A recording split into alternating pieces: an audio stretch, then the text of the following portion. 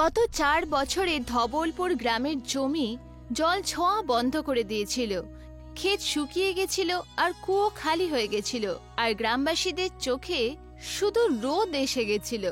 গরমে বেহাল হরিরাম নিজের বউ সীমাকে বলল, সীমা, এখন তো মনে হচ্ছে যে নিঃশ্বাস নিতে হচ্ছে গরম গরম হাওয়ার মধ্যে দিয়ে, তাই না? কতদিন সহ্য করবো এসব? যতক্ষণ অব্দি ওপরওয়ালা কৃপা না করেন বা কোনো চমৎকার না হয়। গ্রামের বিদ্যুৎ সরকার আগেই কেটে দিয়েছিল। কৃষকের কাছে বিল ভরার কোনো সাধনই ছিল না, সরকারের থেকে আশা ছিল না। আর তখন এলো গ্রামের মুখিয়া রঘুবংশী। এখন সরকারের থেকে তোমরা আর কেউ কোনো আশা রাখবে না, আমাদেরকে নিজেদেরকেই একটা রাস্তা করতে হবে, বুঝতে পেরেছো? তোমাদের জমা পুঁজি সব আমাকে দিয়ে দাও, আমি প্রতিটা বাড়িতে বাড়িতে সোলার প্যানেল আর কুলার লাগিয়ে দেব, তোমাদেরকে আমি ঠান্ডা হাওয়া খাইয়েই ছাড়বো। হ্যাঁ, গ্রামের লোকেরা আশার এক নতুন আলো পেল, কিন্তু সরিতা দিদি মানুষকে না করলো। ভাবো, আমাদের কাছে যা কিছু পুঁজি আছে সেটা কোনো প্রমাণ ছাড়া দিও না, ফেসো না এই জালে। আরে কিছু একটা করতেই হবে, নয়তো এই গরমে সবাই মারা যাবে, তাই না? মানুষেরা টাকা দিয়ে দিল, রঘুবংশী মিথ্যে কথা বলল। সোলার সিস্টেম এলো, কুলার লাগলো, কিন্তু বিদ্যুৎ কারোর বাড়ি এলো না। রঘুবংশী নিজের মহলের মতো ঘরে 5টা এসি আর 10টা কুলার লাগিয়েছিল। গ্রামবাসীদের গেট থেকে ভাগানো হলো। আমাদের সবাইকে ঠকিয়েছে ওই লোকটা, আমার রোজগারের শেষ পুঁজিটা পর্যন্ত চলে গেল। এখন কি করবে? হরিরামের চোখে ঘুম ছিল না, শুধু ঘাম ছিল। দুপুরে যখন সূর্য আকাশেও জ্বালিয়ে দিচ্ছিল, তখনই ও একটা হাত পাখা নিয়ে শুকনো পুকুরের সামনে গিয়ে বসলো। খুব ভালো হতো যদি একটি মুহূর্তের জন্য একটু ভালো হাওয়া পেতাম, একটি মুহূর্তের জন্য ঠান্ডা হাওয়া পেলে পরে।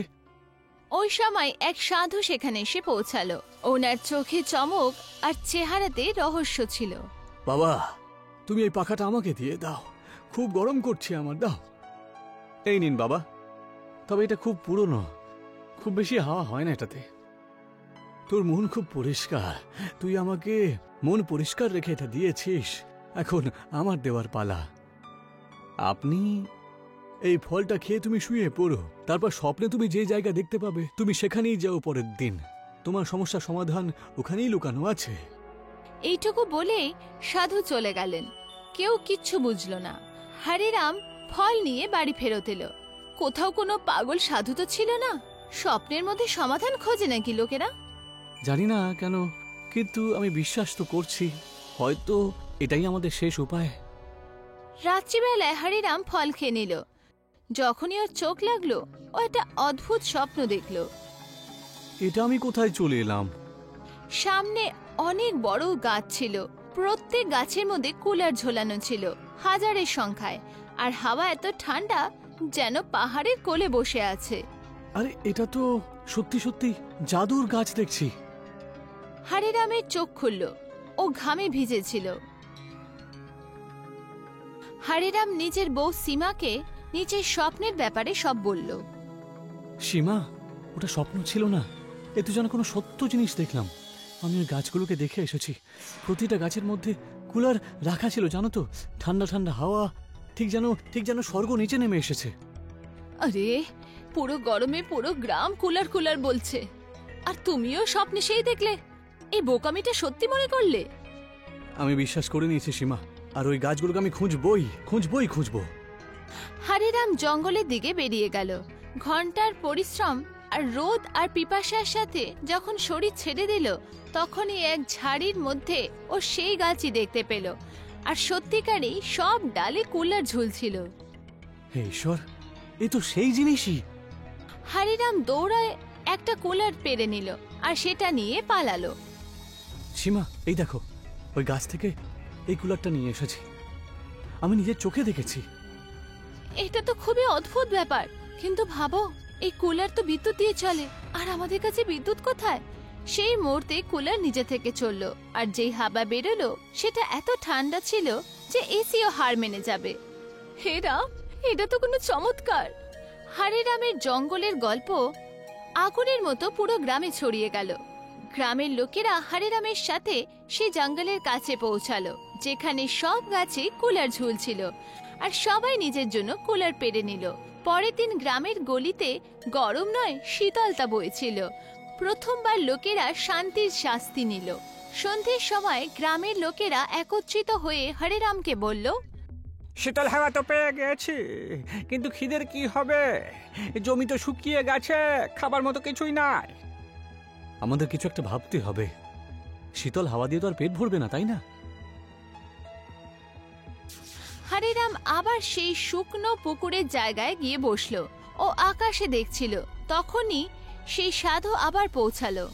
এবার বলো খোকা, তোর জন্য আমি কৃপা করেছিলাম কিনা? মহারাজ, আপনি হাওয়া তো দিয়েছেন, কিন্তু খাবার দেননি। আমাদের কাছে জমি জমা নেই, রেশন নেই, আমরা বাঁচবো কিভাবে? যে গাছ থেকে কুলার পেয়েছো, ওই সমস্ত গাছ এখন তোমাদের। এই কুলারগুলো বিক্রি করো, কিন্তু শুধুমাত্র সেই বড় লোকেদেরকেই, যারা এর দাম দিতে পারবে। আর যা পয়সা পাওয়া যাবে সেটা গ্রামের কল্যাণে কাজে লাগাও। এইটুকু বলে সাধু আবার রহস্যময় ভাবে চলে গেল। যেমন এসেছিল তেমনই। দাদারা, ভাইয়েরা, দিদিরা, এবার এই কুলারগুলোকে আমরা অন্য গ্রামে গিয়ে বড় লোকদেরকে বিক্রি করব।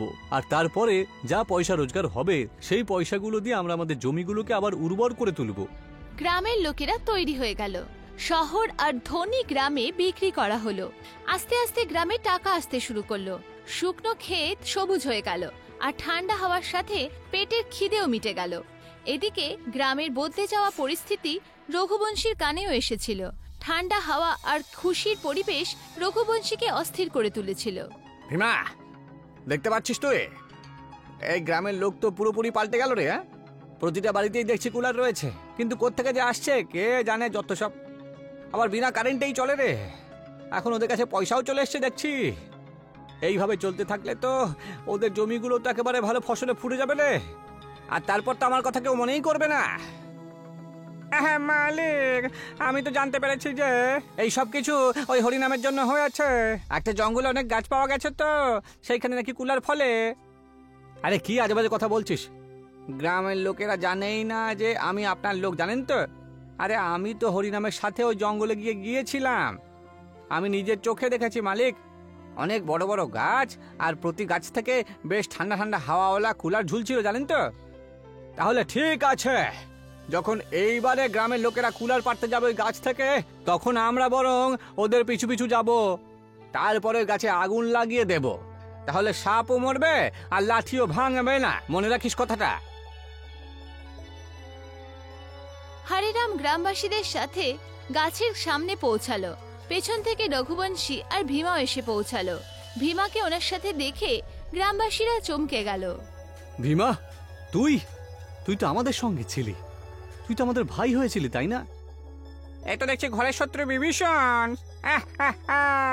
আর এখন আমি প্রধান মশাইয়ের সাথে মিলে গিয়ে সমস্ত গাছে আগুন লাগিয়ে দেব। বুঝতে পেরেছো তোমরা? ভীমা আর রঘুবংশী পেট্রোল আর ডিজেল দিয়ে সেই গাছগুলোকে জ্বালানোর চেষ্টা করলো, কিন্তু আগুন জ্বললই না। হঠাৎই একটা তীব্র হাওয়া চলল, আর সাধু সেখানে এসে পৌঁছালো। ওনার চোখে এখন করুণা নয়, শুধু ক্রোধ ছিল। তোমরা দুজন সব সীমা পার করেছো, এবার তোমরা দুজন জ্বলে গিয়ে ছারখার হয়ে যাবে। ভীমা আর রঘুবংশীর শরীরে আগুন লেগে গেল। ওরা চিৎকার করতে লাগলো। মহারাজ, দয়া করুন, যেভাবেই হোক না কেন ওরা আমাদের গ্রামের লোক, ওদেরকে রক্ষা করুন। সাধুর ক্রোধ শান্ত হলো, আগুন নিভে গেল। রঘুবংশী আর ভীমা কাঁপছিল, ওদের চোখে পস্তানোর জল ছিল। আমি তোমার সাথে আর গ্রামবাসীদের সাথে অনেক অন্যায় করেছি, তাও তোমরা আমার প্রাণ বাঁচালে। একজন মানুষই তো অন্য মানুষের কথা চিন্তা করে, এটাই তো মনুষ্যত্ব। আমি শুধুমাত্র হরিনামে সততা আর মানসিকতা দেখেই এই গ্রামের উপকার করেছি। আমি বহু বছর ধরে দেখছি এই গ্রাম কত কষ্টের মধ্যে ছিল, কিন্তু রঘুবংশী, তুমি সবকিছু জানার পরেও একদম চুপচাপ ছিলে। নিজের হাবেলিতে তুই এসি লাগিয়েছিলিস, আর বাকিদেরকে তুই কষ্টে রেখেছিস, তাই না? আমাদের ক্ষমা করে দিন মহারাজ। একটা শর্তেই ক্ষমা করতে পারি।